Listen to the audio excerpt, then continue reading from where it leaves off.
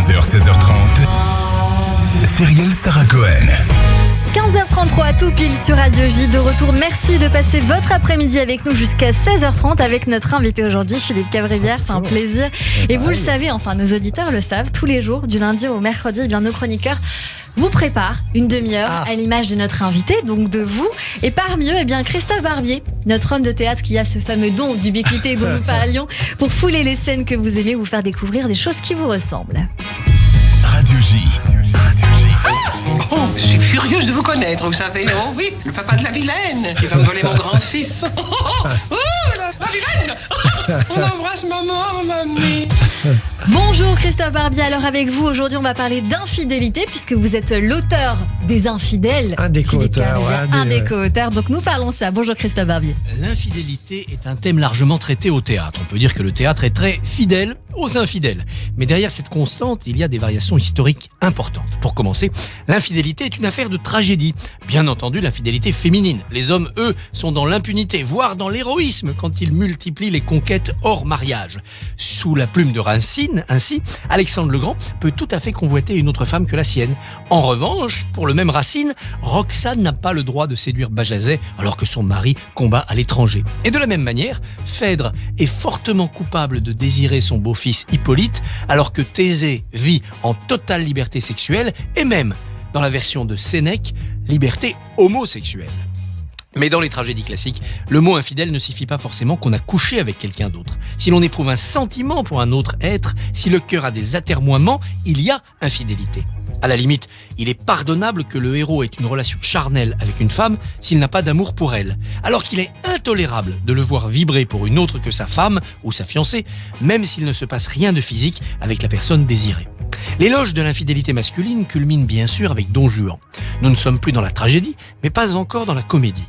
Que dit Don Juan ? Quoi, tu veux qu'on se lie à demeurer au premier objet qui nous prend, qu'on renonce au monde pour lui et qu'on n'est plus Dieu pour personne ? La belle chose de vouloir se piquer d'un faux honneur d'être fidèle, de s'ensevelir pour toujours dans une passion et d'être mort dès sa jeunesse à toutes les autres beautés qui nous peuvent frapper les yeux. Alors avec Georges Dandin, Angélique riposte. Moi qui ne vous ai point dit de vous marier avec moi et que vous avez prise sans consulter mes sentiments, je prétends n'être point obligé à me soumettre en esclave à vos volontés. Et je veux jouir, s'il vous plaît, de quelque nombre de beaux jours que m'offre la jeunesse et goûter le plaisir de mourir, dire des douceurs. La révolution commence alors. Révolution féministe. Elle continue avec la comtesse du mariage de Figaro, qui trompe Almaviva, son mari coureur de jupons, avec le mignon chérubin. Puis la révolution se poursuit avec le théâtre romantique. La liberté du cœur devient aussi le droit des femmes. Et l'infidélité masculine est déclarée moralement coupable. Chez Victor Hugo, Marie Tudor se venge de son amant infidèle, Fabiano Fabiani, en le faisant exécuter. Et Lucrèce Borgia trompe le duc de Ferrare tout en parvenant à sauver son amant. Enfin arrive le vaudeville qui change toutes les règles. L'infidélité devient d'abord le moteur principal de la pièce. Mais l'homme infidèle, cette fois, est piteux. Parfois victime même d'une femme qui le fait chanter, souvent rattrapé par de vieilles aventures. Don Juan est loin, il est remplacé par des bourgeois ridicules, lancés dans des calçonnades aléatoires. Mais surtout, chez Feydeau, la femme trompée est grandiose. Elle monte un simulacre de vengeance en faisant croire qu'elle a trompé son mari. En réalité, il n'en est rien. Et donc son honneur est doublement sauf, elle n'a pas trahi sa vertu et elle a humilié son mari. Époux adultère qui se croit cocu à son tour. On rit aux dépens des maris ridiculisés, comme à celui des amants éconduits. Ici, c'est Feydeau, bien sûr, qui porte très haut les lettres de noblesse du cocuage. Néanmoins, dans une pièce tardive, la main passe, l'affaire tourne mal. La femme trompée exige le divorce, l'amant épouse sa maîtresse, mais un an plus tard, tous les deux regrettent leur conjoint précédent. L'infidélité, quand elle est prise avec gravité, revient toujours à la case tragique. Et oui, la case tragique, la fameuse case tragique, Philippe Cavrivière. Allez, merci beaucoup Christophe Barbier. Et tout de suite, c'est la chronique Émotion avec Jérôme Goulon. Vous écoutez Radio J. Bonjour Jérôme Goulon. Bonjour Cyrielle, bonjour Philippe. Salut, bonjour Jérôme. Un générique tout en modestie. Oh, Apparemment, j'aime bien rien ce que pour moi. jingle. Donc, Philippe, c'est le moment de la chronique Culture Émotion. On va entrer dans votre univers personnel et parler d'artistes et d'œuvres que vous aimez. Allez. Vous avez été longtemps un homme de l'ombre et c'est à vos trompes qu'on va s'intéresser en parlant d'artistes qui vous font vibrer ou de vos coups de cœur du moment. Alors on commence en musique et on va prendre la direction de l'Afrique avec un titre qui vous met de bonne humeur, hein, vous nous le dites en ce moment. On écoute un extrait tout de suite. Qui va pas tarder à arriver, l'extrait? Oui. Très cool. Saboteur aux yeux de crocodile veulent mon échec, me souhaitent la misère. Et voilà mon problème. Ah oui, on la connaît par cœur. Mais c'est imparable ça. Non mais c'est vrai que cette musique, c'est difficile de pas être en joie. Alors pour que nos éditeurs comprennent, on demande à nos invités quels sont leurs coups de cœur du moment et Philippe nous a répondu Les Jaloux Saboteurs de Maître Gazonga. Alors Maître Gazonga, mort en 2006, était le chanteur le plus populaire du Tchad et non de Côte d'Ivoire. Ah, je croyais attention, Côte d'Ivoire. parce que dans vos petites notes vous dites attention, ça vient de Côte d'Ivoire. Mais Eh j'étais bien non, persuadé. il était tchadien et c'est un chanteur qui incarnait la joie et la générosité. Philippe, il savait que dans les zones rurales, les gens très pauvres n'avaient pas d'argent. Il acceptait donc que les habitants payent leur place de concert avec de la nourriture, comme du riz, du poulet ou des haricots. De la nourriture qui était revendue à bas prix au marché de la capitale et donnée aux familles des musiciens. Alors Magnifique. la joie et la générosité, un point commun avec vous, Philippe. Hier, si je me trompe pas, pour votre anniversaire, vous avez publié sur les réseaux sociaux Oui. une photo de vous sur une magnifique Harley Davidson avec ce message: pour mon birthday, j'ai hésité entre une cagnotte litchi pour m'acheter cette Harley ou qu'on fasse tous un petit don pour l'association Léo. Vous en Ouais. parliez Ouais. à l'instant avec Cyrielle, une association qui aide les familles d'enfants atteints de cancer, une cause qui vous est très chère, Philippe, puisque vous avez perdu votre sœur d'un cancer alors que vous n'aviez Ouais. que 4 ans, si je me trompe pas. Exactement. Vous le dites vous-même, le rire a été pour vous un baume Ouais. sur le malheur et vous illustrez ça à merveille puisque à la fin de votre appel aux dons pour l'association Léo, l'humour revient comme à votre habitude et vous précisez que vous refusez les dons en nature. Mesdemoiselles, mesdames, vous êtes prévenus, il faut des sous, pas de bisous. Pas de sous, pas de bisous. Et à part Maître Gazonga, alors quel artiste notre invité écoute? Alors on poursuit dans votre univers musical, Philippe. Alors il y a 2 artistes que vous aimez, Prince, puisque vous avez même un tatouage Le petit représentant tatouage, une ici. pochette d'un de ses albums, et il y a aussi Michael Jackson. Alors on a dû trancher, comme on a beaucoup déjà parlé de Prince dans cette émission. C'est vrai. On a choisi Michael Jackson et une chanson que vous aimez particulièrement, Keep the Faith. On écoute un Dans extrait. quelques secondes. Dans quelques secondes. Alors la chanson Keep the Faith, elle est sortie en 1991 dans l'album Dangerous. Exact. Et c'est loin d'être la plus populaire de l'album. C'était un peu la chanson de l'ombre, un peu comme vous pendant des années. Il faut dire que les tubes ne manquaient pas dans Dangerous. Black or White, Heal the World, Jam, In the Closet, Remember the Time. Ouais. Keep the Faith, c'est une chanson qui a une histoire assez particulière, je ne sais pas si vous la connaissez, que Bruce Swedion, ingénieur du son sur cet album, a révélé dans le magazine Rolling Stone. Alors cet ingénieur du son, il parle notamment des difficultés rencontrées par Michael Jackson pour enregistrer cette chanson. La star, prise d'émotion au moment de l'enregistrement, était en effet au bord des larmes et n'arrivait pas à enregistrer. Alors cet ingénieur du son, il a insisté en disant à Michael Jackson qu'il ne quitterait pas le studio tant que la chanson ne serait pas totalement enregistrée. Et au final, Michael Jackson s'est repris, non sans mal, et a terminé leur séance d'enregistrement à l'aube. Alors pourquoi Michael Jackson, c'est la question qu'on peut se poser, a eu autant de mal à enregistrer cette chanson? Keep the Faith, en fait, c'est une chanson qui parle du manque de confiance en soi et des obstacles de la vie qu'il faut savoir surmonter. Or, on le sait, la confiance en soi, ça n'a jamais été le fort de Michael Jackson, qui ne supportait pas son physique. Il était raillé par son père durant son enfance. Il était très complexé par son nez. Et malgré les nombreuses opérations de chirurgie esthétique, Michael Jackson gardera ses complexes sur son physique jusqu'à la fin de sa vie, en 2009. Bref, on comprend pourquoi le roi de la pop a eu autant de difficultés à enregistrer une chanson qui parle de confiance en soi. On le voit, le passé et notamment l'enfance a bien souvent un impact sur toute la vie d'un homme. Il y a d'ailleurs une phrase de François Sagan que vous citiez vous-même, Philippe, dans une interview qui résume très bien cela. Cette phrase de François Sagan, c'est « On ne sait jamais ce que le passé vous réserve ». J'adore, c'est beau. C'est Il a très bossé, joli. Jérôme, il bosse. Bien Il a sûr un qu'il boulot bosse. de dingue, Attendez, dis vous donc. rigolez, on travaille sur Radio J. Maître Gazonga, Michael Jackson, on a fait un grand écart en matière de style, c'est le moins qu'on puisse dire, Philippe Cabrivière. Alors qu'est-ce qu'il y a d'autre dans la playlist de notre invité? invité, Jérôme. Alors Philippe, vous avez des goûts très éclectiques en matière de musique. Vous êtes fan d'Angèle, de Bob Sinclair ou encore Orelsan qui font partie de votre playlist. On pourrait aussi parler de David Guetta, évidemment. Votre jumeau, J'allais la faire. votre jumeau caché. D'ailleurs, anecdote assez amusante, quand vous vous rendez à Las Vegas à l'hôtel Wine, si je prononce bien, où David Guetta a ses habitudes, certaines femmes viennent vous demander si c'est vous le fameux DJ dans la piscine. On veut que vous nous racontiez ça. En fait, les filles viennent et font Are you David Guetta? Donc moi je dis non, I'm sorry, I'm not David Guetta et tout. Donc les filles s'en vont et mes potes vont voir les filles et ils disent c'est David Guetta, mais il veut être tranquille. Donc à chaque fois, il va vous dire que c'est pas lui, mais c'est lui. Donc les filles reviennent après. Elles sont forcément déçues.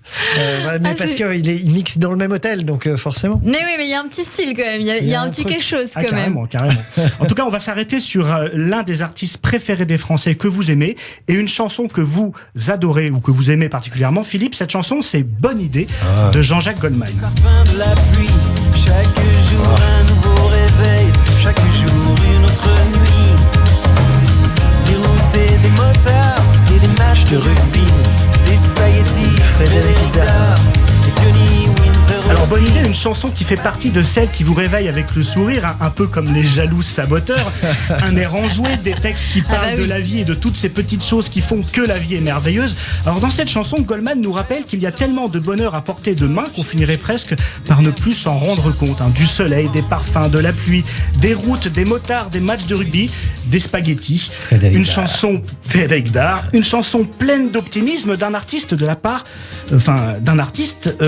qui est l'un des rares artistes, qui parle sans qu'on y fasse toujours attention de la vacuité des gens, de la fragilité de la vie, de l'exception de l'humain. Jean-Jacques Goldman, l'un des rares artistes à concilier l'hymne à l'individu et l'amour de l'autre.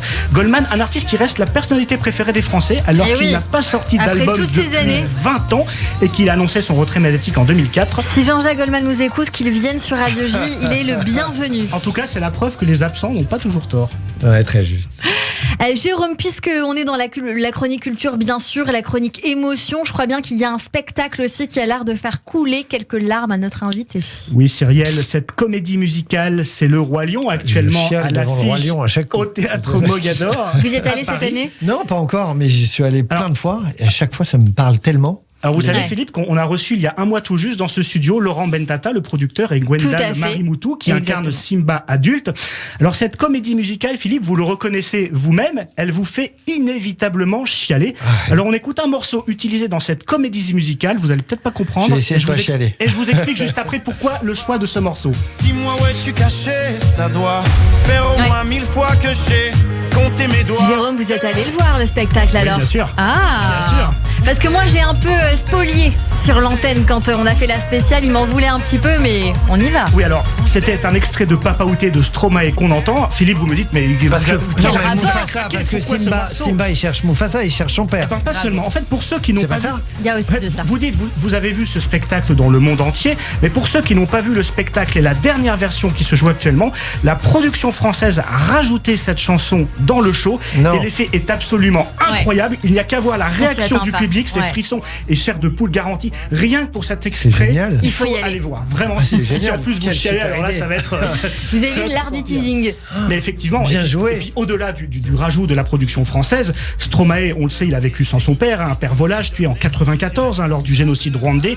Un destin similaire à Simba, justement, le héros du Roi Lion, dont le père a été tué par le méchant Scar. Alors je sens qu'on va bientôt avoir droit à quelques larmes de notre invité. Pas encore. Je vais essayer de me.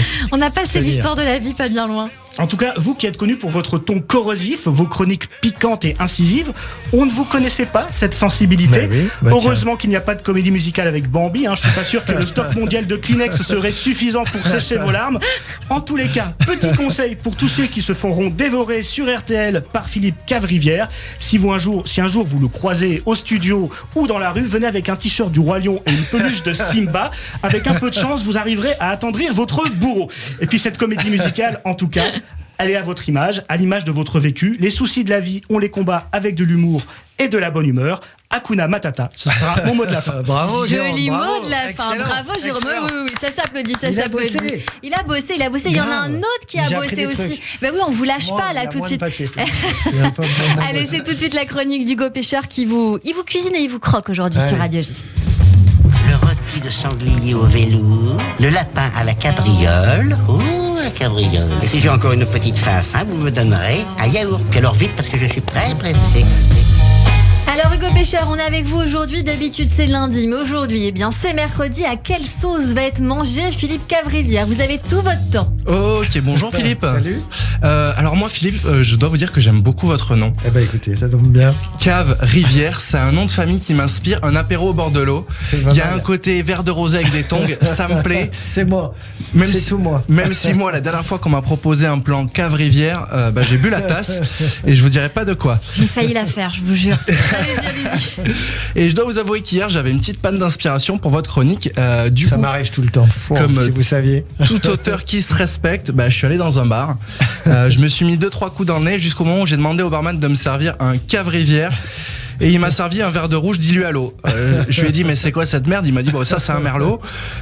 Vu mon état d'alcoolémie et d'articulation, j'avais peut-être pas commandé un Cave Rivière. Il vous a fait du rosé quoi. Ouais exactement, il m'a fait du rosé. Mais j'ai peut-être pas commandé un Cave Rivière vu mon articulation, mais plutôt un Rave Civière je pense. Mais si j'avais une panne d'inspiration, c'est parce que vous êtes un chroniqueur et je dois dire que je vous admire beaucoup, je vous trouve très drôle. Et là je suis censé vous faire une chronique humoristique. C'est un petit peu comme si... c'est bien, jusque-là on est bien. Jusque-là c'est bien. On est bien. Ok, c'est super. C'est un petit peu comme si je devais préparer une tarte tatin à Cyril Lignac. Même si tu réussis la tarte, ce sera pas la meilleure qu'il ait mangée, c'est sûr.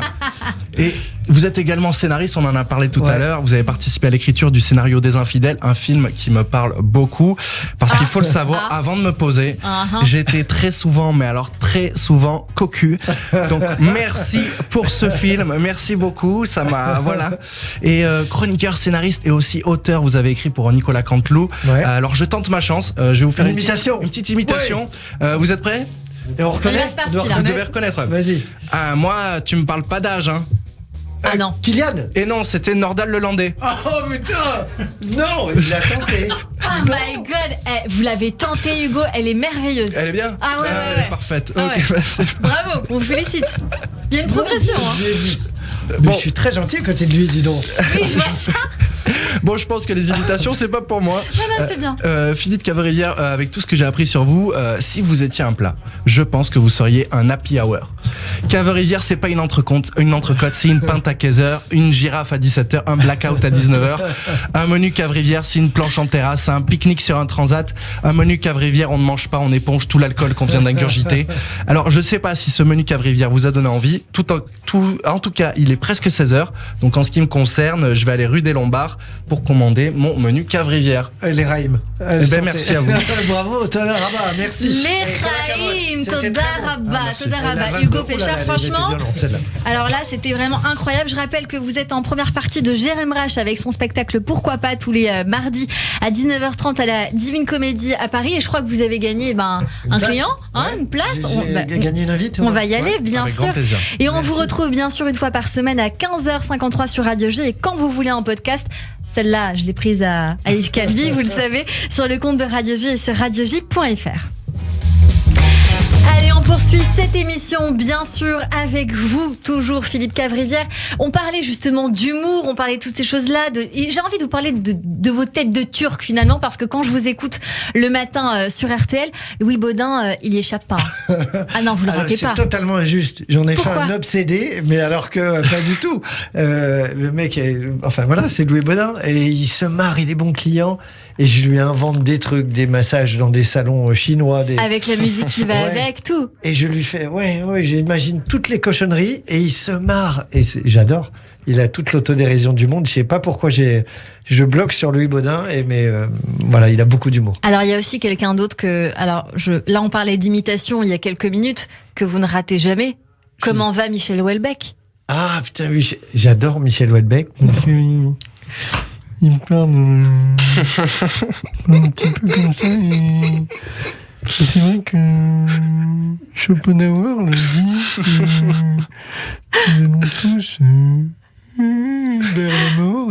C'est le mec le plus plombant de la Terre, génie, mais plombant. Mais il vous inspire incroyablement. Comment ça s'est passé? Et est-ce qu'il sait que vous faites ça quand même? C'est la question qu'on se pose. Je ne sais pas si Michel Houellebecq est fan de moi.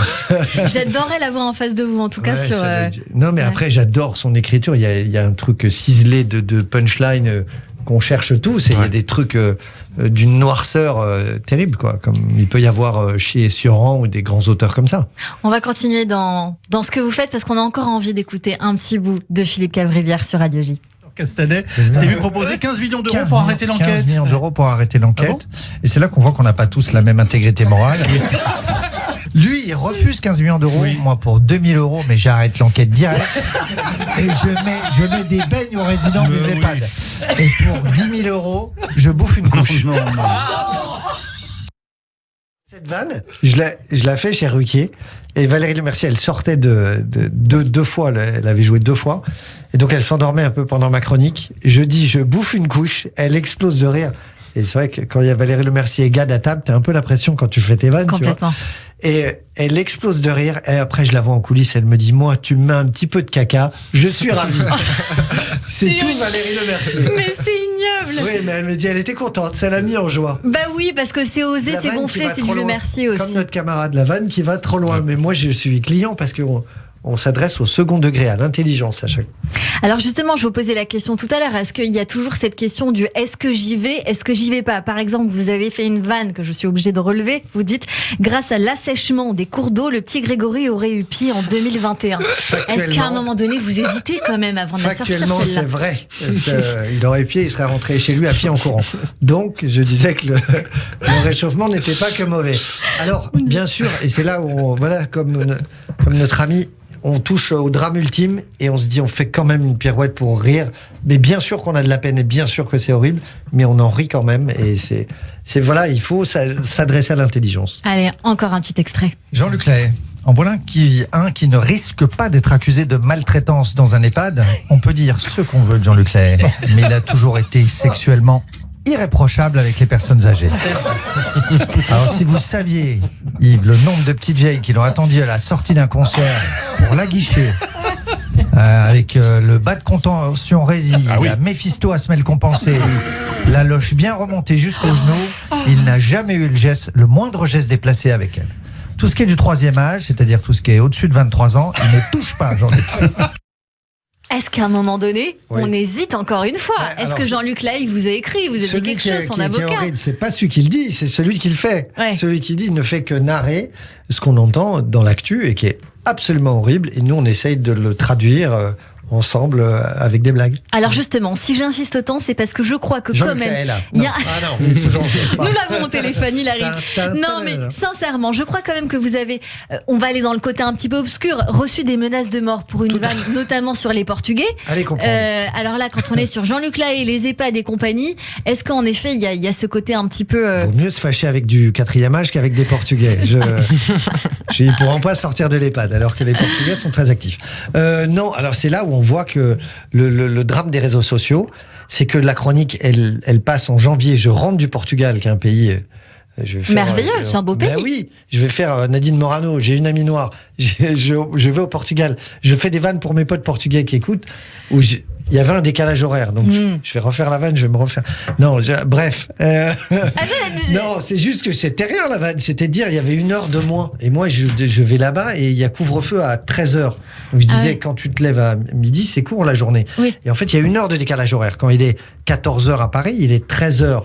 Je dis, il y a 1 heure de moins sur la montre. Par contre, il y a 12 ans de moins sur les fringues. Et je vanne le look de certains Portugais qui mettent du gel, machin. Hein, et là, il ne se passe rien. Et après, il y a une dame qui me hashtag raciste. Ah ouais, qui relève. Alors, bah oui. connaissant un tout petit peu mon parcours, qui est pas vraiment... j'ai pas adhéré au Front National longtemps. On fait tous des erreurs. Non, mais qu'est-ce que vous voulez dire là? Je vanne. J'étais au Club Med, donc mon parcours c'est l'antiracisme, voilà. Bien sûr. Et elle me hashtag raciste et tout, et ça part en cacahuète sur un truc qui était anodin au mois de janvier et qui en avril devient fou. Et après, je me retrouve au commissariat en train de raconter à un mec, un policier qui prend ma déposition et qui tape à 2 doigts, qui fait donc Monsieur Pedro Sanchez a menacé de sodomiser vos chats à la suite d'une vanne sur le gel des Portugais. Le mec, un mec du Sud-Ouest qui prend ma déposition là, tu te dis, mais qu'est-ce que je fous au commissariat? Je fais des blagues, moi, les gars. En fait. J'ai rien à foutre, là, avec un mec qui veut me tuer et sodomiser mes chats qui n'ont rien demandé. Mon Dieu. À cause d'une vanne sur le gel des Portugais. Donc, je suis le Salman Rushdie de Lisbonne. Voilà. J'ai une fatwa au Portugal. Donc, et alors, est-ce que ça s'est résolu, cette petite histoire? Oui, parce que l'intelligence gagne toujours. Et après, j'ai eu des messages de Portugais. Donc, dès que je voyais un Dacosta et tout, je me dis, oh putain, je vais encore me faire insulter sur Facebook. Et j'ai eu des mecs qui me disaient, j'adore tout ce que vous faites. J'ai pas aimé votre chronique où vous vous êtes excusé. Vous n'aviez pas à le faire. On a de l'humour, les Portugais. Vous avez fait une erreur, fallait pas vous excuser. Et je m'étais excusé parce que je me suis dit, bon, j'ai peut-être fait de la peine. Ne t'excuse jamais. Hugo, faut jamais s'excuser. Jamais s'excuser. Est-ce que vous avez des grandes vagues d'amour également qui arrivent et beaucoup de soutien, j'en suis sûr? Forcément. Alors, oui, c'est le truc des réseaux sociaux. Vos vidéos sont vues 30 000 fois et bien plus que ça sur RTL, sur le YouTube d'RTL. Ça dépend des fois. Alors quand l'invité se marre, comme Édouard Philippe, ça peut monter à 600 000. Quand l'invité s'endort, comme Christiane Taubira, il fait comme ça pendant ma chronique, ça marche moins, du coup. Mais ça dépend de l'invité. Et Zemmour aussi, ça clique beaucoup. Ça cartonne. Zemmour, en ce moment, beaucoup de gens en parlent. Forcément, on a envie de voir votre chronique acerbe sur Zemmour. D'ailleurs, on a écouté un extrait tout à l'heure. Vous ne le ratez pas. Mais alors, je lui dis des trucs durs, mais de façon légère. Et je pense que je fais le prof au début. Je fais un truc un petit peu avec, tu sais, le prof qui parle avec les feuilles. Oui, tout à fait. Ah non, Zemmour, machin, non, c'est pas bien, on n'est pas content. Il a fait un langage des signes à une dame qui était même pas sourde-muette. Et tu vois, pour lui rappeler qu'il avait fait le doigt à la dame. Donc je lui dis, vous avez fait du langage des signes à une dame qui était pas sourde-muette. Donc du coup, je lui dis la chose, mais je lui dis de façon légère. Et du coup, il se marre. Et c'est toujours le dilemme de se dire, je veux pas prendre en otage les auditeurs, ils sont là pour se marrer, mais je veux lui dire des trucs quand même. Donc c'est sur le fil, quoi. Eh bien voilà, c'est ça, la patte Philippe Cavrivière. Allez, restez avec nous sur Radio J avec notre invité chroniqueur sur RTL et sur France 2, Philippe Cavrivière. On l'a dit, dans un instant, notre coup de cœur du jour, notre expert du jour, Joseph Agostini, pour dresser un portrait de vous, Philippe, nos auditeurs qui vous interrogent, et notre séquence tac au tac, encore un joli programme. J'en profite pour vous rappeler que si vous voulez nous écrire, le compte Instagram de Radio J est ouvert. Restez avec nous tout de suite. Dans un instant, après la petite pause, le journal de l'information avec Steve Nadjar sur Radio J.